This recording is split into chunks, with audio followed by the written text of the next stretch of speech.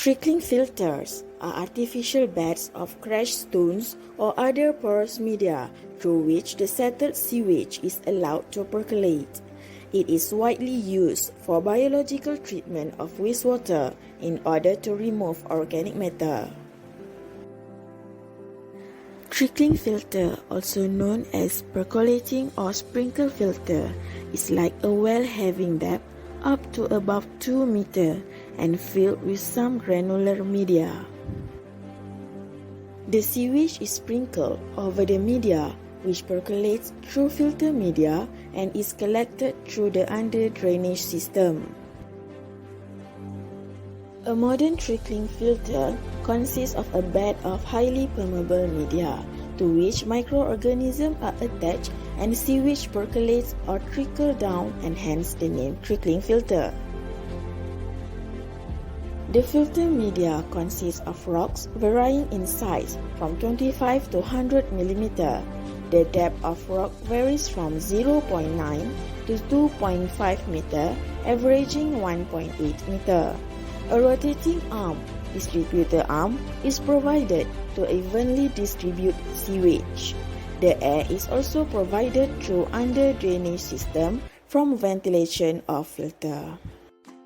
History of the trickling filter. In the first half of 20th century, trickling filters was the most widely used form of the wastewater treatment. In medicine, Wisconsin in 1912, the first trickling filter used for a large public treatment symptom. By the middle of 20th century, suspended growth activate sludge systems started becoming more common. Influence quality achieved with the new activate sludge system was often better than those achieved with trickling filters. The invention of lightweight synthetic media increased the treatment capability of trickling filters. Trickling filters are still considered a viable treatment alternative due to lower energy and maintenance requirement and their ability to treat variable organic loads and toxic substances.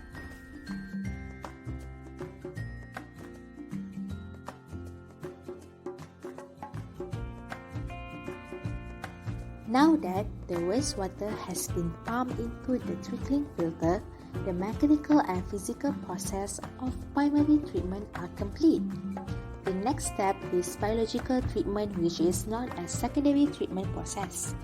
The wastewater that is pumped from primary effluent wet well to the top of the trickling filter is spread evenly across the surface of filters through revolving pipes known as distribution arms. These arms have holes known as ports.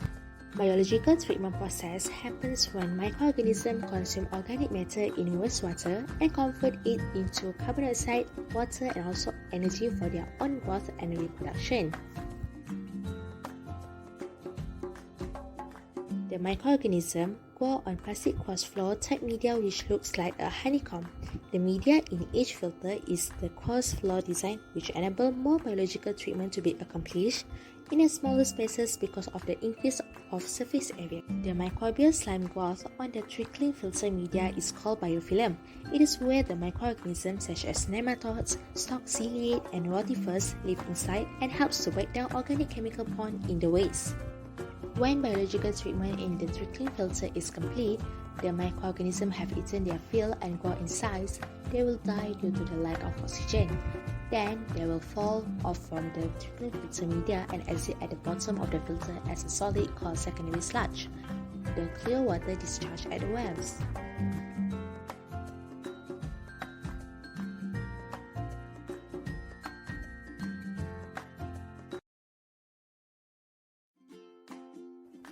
So, what is the advantages of using trickling filters? First, it involves simple and reliable process that is suitable in areas where large tracts of land are not available for a waste stabilization ponds treatment system. Second, it is effective in treating high concentration of organic material depending on the type of media used. Third, it is very efficient in removal of ammonia from wastewater. Fourth, the cost to operate a trickling filter is very low. And fifth, it has durable process element as it has the ability to handle and recover from shock load. How about the disadvantages of trickling filters? Okay, so some of the disadvantages of trickling filters is first, cold weather reduces effectiveness as it decreases the activity of the microorganisms, but in severe cases actually can cause the wastewater to freeze on the medium surface. Second, relatively low loadings required depending on the media. Third, incidence of clogging is relatively high. Fourth, trickling filter generates sludge that must be treated and disposed of. And lastly, trickling filters has the potential for vector and odor problems. Vectors such as filter flies develop most frequently in an alternately wet and dry environment, while the odor is an indication of an aerobic condition. There are many different kinds of sewage treatment plants which vary in process by which they treat wastewater, including the trickling filters. It should be noted that although it is simple as it appeared, trickling filters are in fact highly complex systems in terms of internal hydrodynamics and biological kinetics.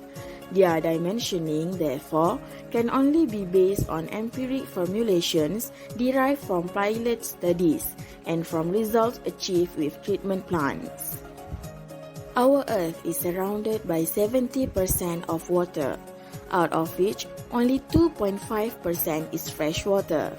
70% of this fresh water is frozen in Antarctica and in Greenland. Therefore, only 1% of water is available for our usage. We use water in our daily life for almost everything such as cooking, washing, bathing, toilet and etc.